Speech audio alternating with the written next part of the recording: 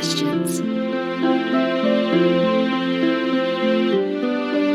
Okay then, I do have something prepared, but I'm going to give you the short version. But first, let me turn off my lovely goddess voice. Basically, I saw you from above the skies that you saved this beautiful slime from an attack. Out of my curiosity, I saw you even took care of her for the night. What a rare act of kindness, I thought. I fulfilled Skye her wish to aid you on your journey to be the very best, like no one ever was. And possibly something more along the way.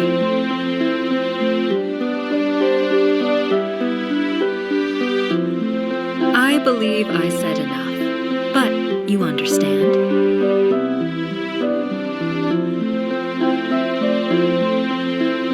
That's correct. A magical battle slime maid at your service.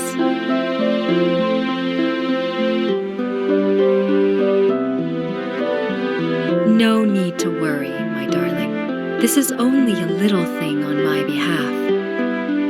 Now, I'll take my leave. Explore this new world, Skye. I'll do my best.